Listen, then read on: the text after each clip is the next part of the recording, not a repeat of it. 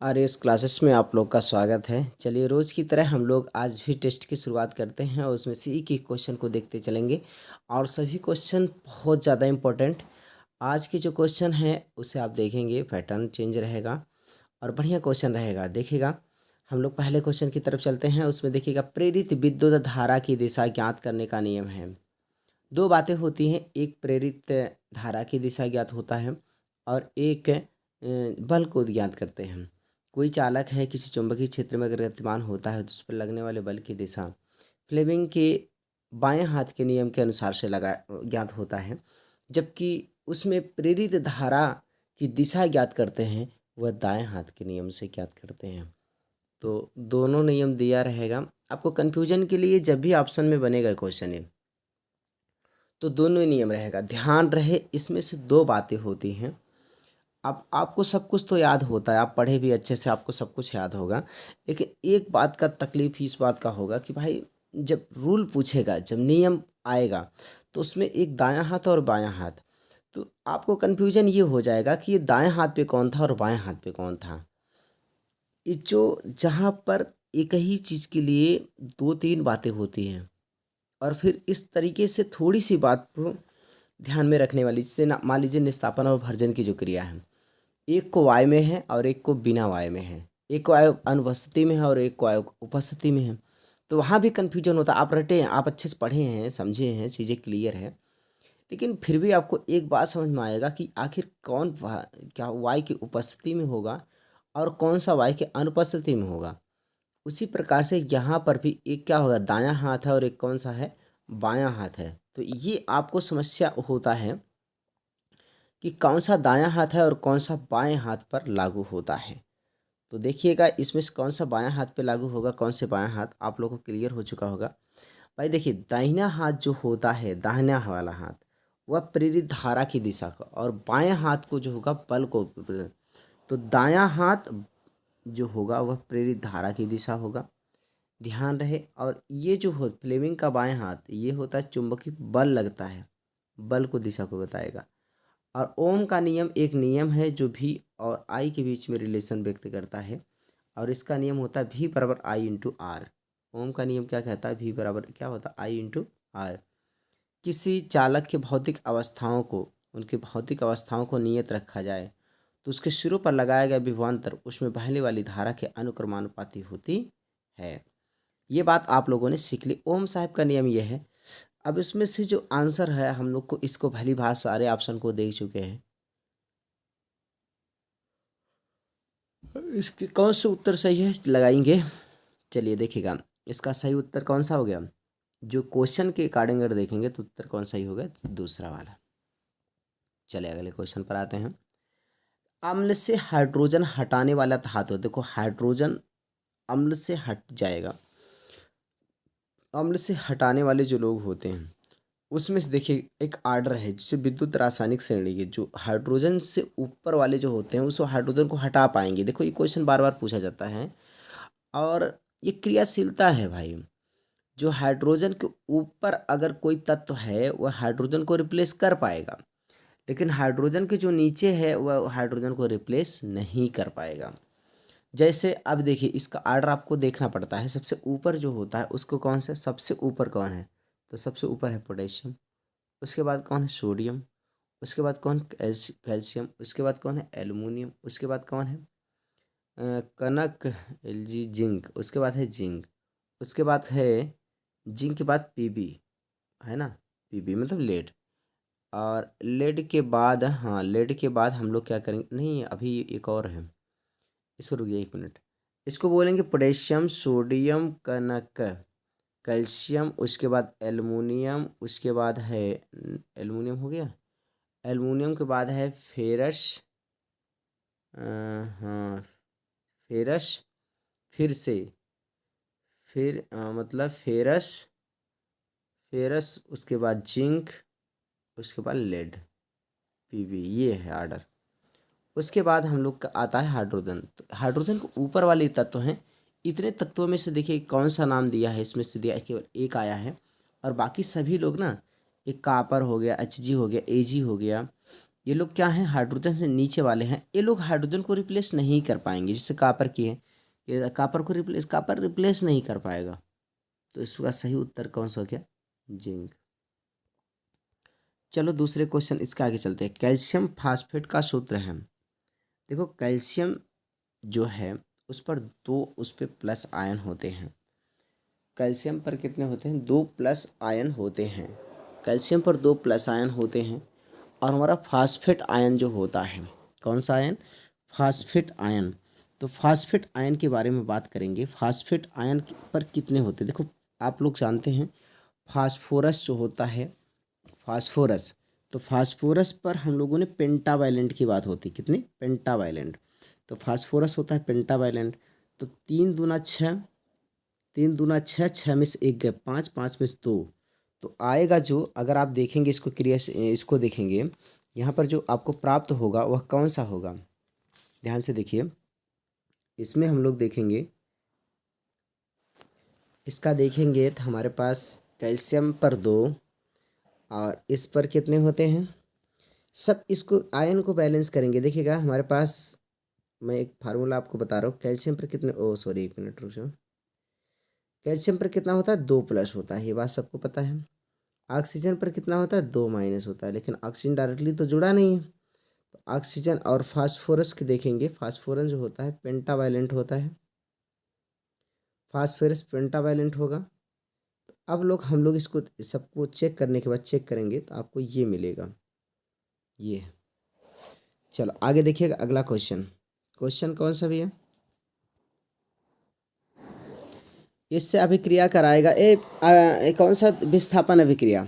ये कौन सा है, विस्थापन अभिक्रिया। तो इसमें से हम लोग देखेंगे कि यह है फेरस जो है, फेरस जो है एल्युमिनियम फेरस को क्या कर रहा है, रिप्लेस कर रहा। आप जानते हैं एल्युमिनियम का स्थान विद्युत रासायनिक श्रेणी में ऊपर है। एल्युमिनियम का स्थान विद्युत रासायनिक श्रेणी में इससे फेरस से ऊपर है। तो एल्युमिनियम क्या करेगा, इसको रिप्लेस कर लेगा। जब एल्युमिनियम रिप्लेस करेगा तो ये बनेगा विस्थापन अभिक्रिया, ठीक है। अगला क्वेश्चन देखिएगा, निम्नलिखित में से कौन सा कार्बनिक कीटोनिक समूह उपस्थित है। आज कौन सा ऐसा है जिसमें कीटोनिक समूह उपस्थित हैं। भाई कंडीशंस कौन सी होती है कीटोनिक के लिए, सब लोग जानते हैं। देखो कीटोन जो होता है ये हमारा कार्बोक्सिलिक है, कार्बोक्सिलिक है, ठीक है। तो ये भी कार्बोक्सिलिक है। ये आपका ये वाला है, ये HCOO, मतलब इसे क्या, फार्मिक अम्ल, इसे फार्मिक अम्ल कहते हैं। 1 मिनट रुको, इसे क्या बोलेंगे, फार्मिक अम्ल, HCOOH, ये है। और ये तो CH3COOH है, एस्टिक अम्ल है।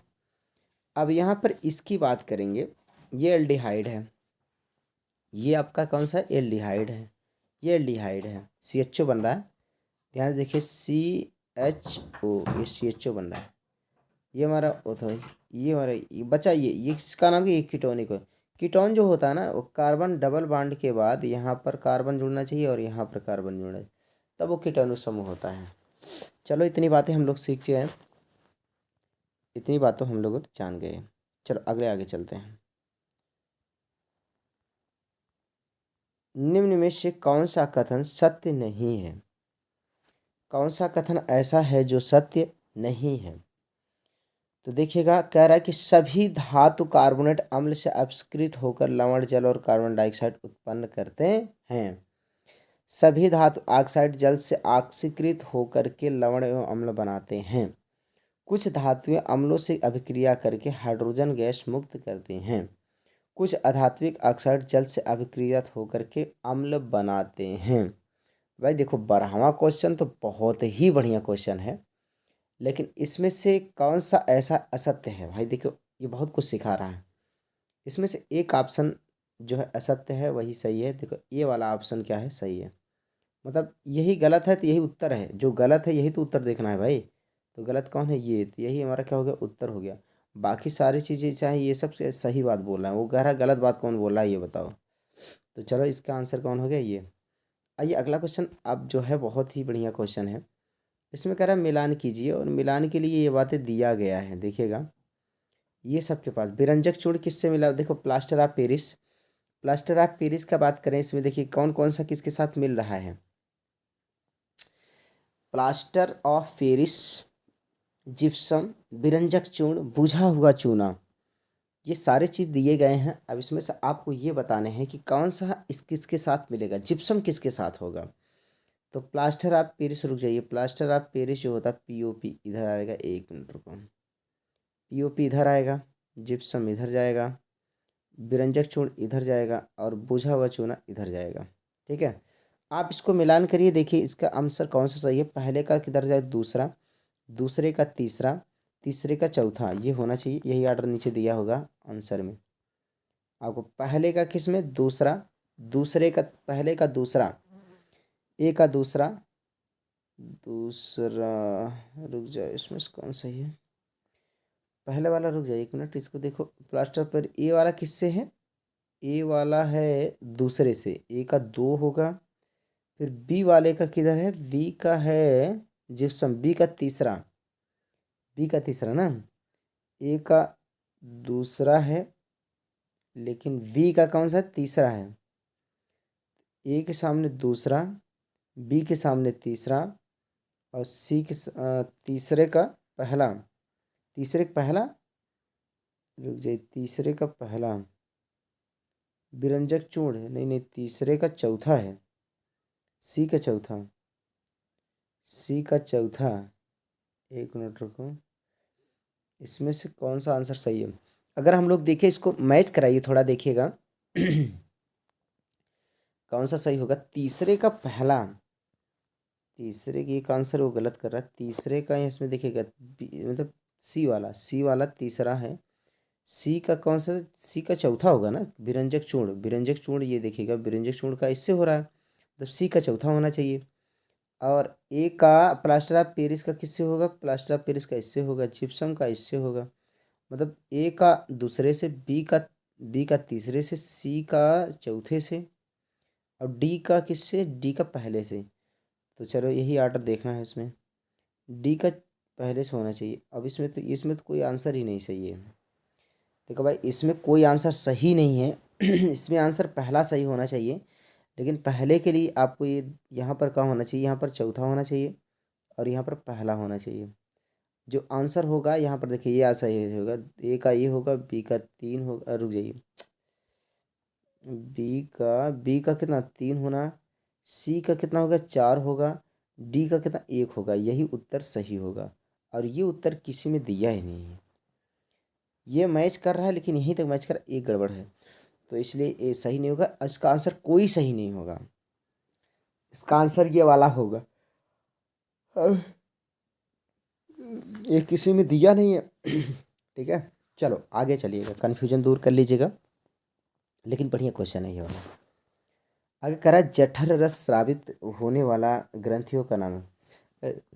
जठर रस कहाँ से स्रावित होता है, जठर रस जठर आमाशय से होगा, और कहाँ से, जठर रस कहाँ से होता है, आमाशय से होता है। तो इसका सही उत्तर कौन हो गया, ये हो गया।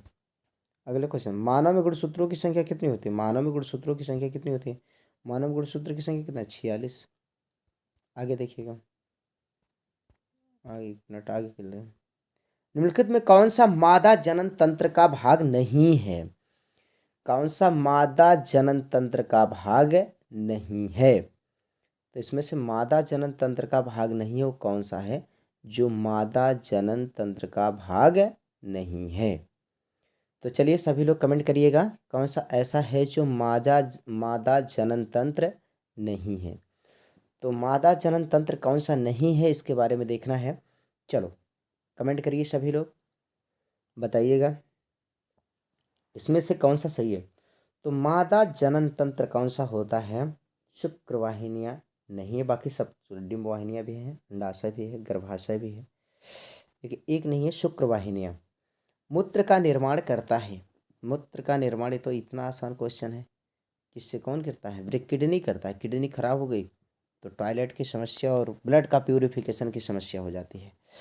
ब्लड को खून को सफैया करना और मूत्र का निर्माण करना, ये दोनों काम किसका होता है, किडनी का होता है।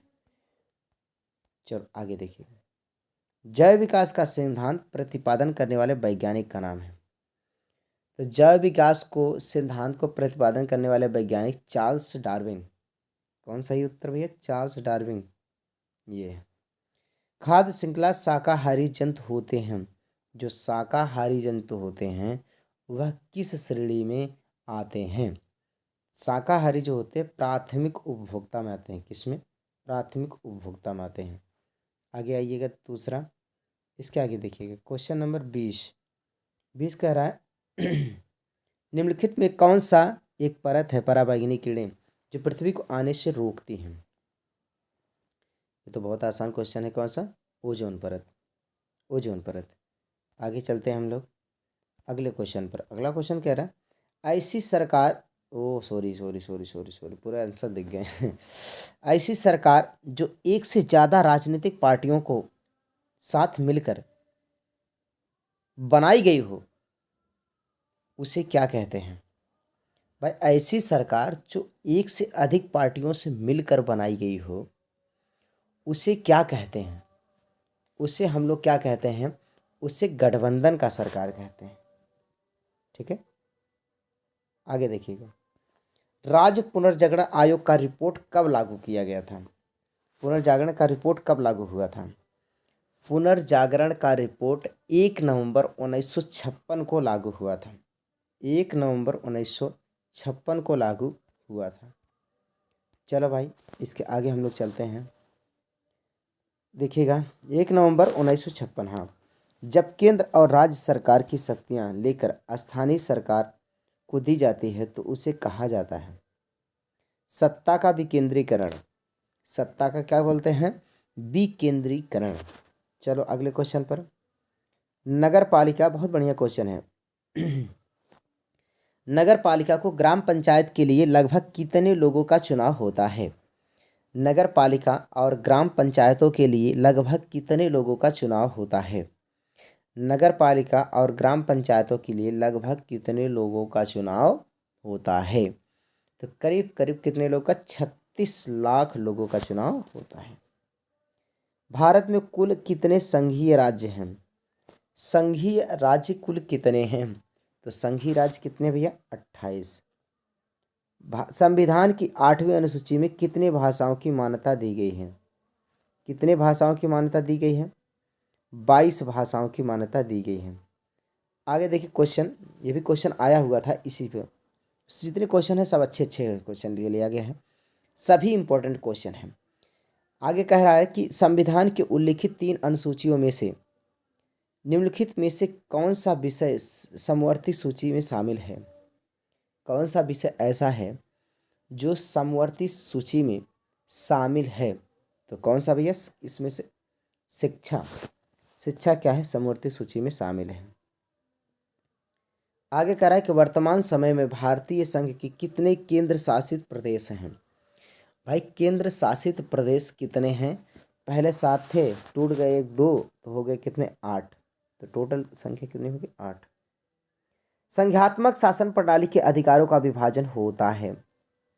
संघात्मक शासन की प्रणाली की विशेषता, अधिकारों का विभाजन होता है। कहाँ पर कैसे होता है? चलो इसके बारे में देखते हैं। क्वेश्चन नंबर कौन सा होगा? अगर हम लोग बात करते हैं इसके संघात्मक शासन प्रणाली के अधिकारों का विकास होता है और इसका आंसर होगा, चलिए इसका आंसर होगा पहला, मतलब केंद्र एवं राज्य इकाइयों के मध्य होता है। आगे कह रहा है ओके, निम्नलिखित में से कौन सा संघीय सूची का विषय है? संघीय सूची का विषय है, तो संघीय सूची के जो विषय है वो कौन सा है? रक्षा। कौन होगा?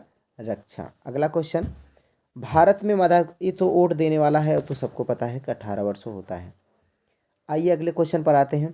देखो जब ऊपर और नीचे दोनों को जोड़ अगर कितना आ जाए, 90 आ जाए, तो उसका उत्तर 1 लगाना हमेशा 18 72 जोड़ी 1 आ रहा है, 90 आ रहा है, इसका मतलब उसका उत्तर कितना हो? 1 होगा। इसका उत्तर 1 होगा। चलो आगे देखिए, फिर वही बात, मतलब इसका मान कितना होगा? तो 1 होगा। इसका भी मान कितना होना चाहिए? 1 होना चाहिए। यहाँ पर देखिए मान को रखिएगा और सही उत्तर निकालिए।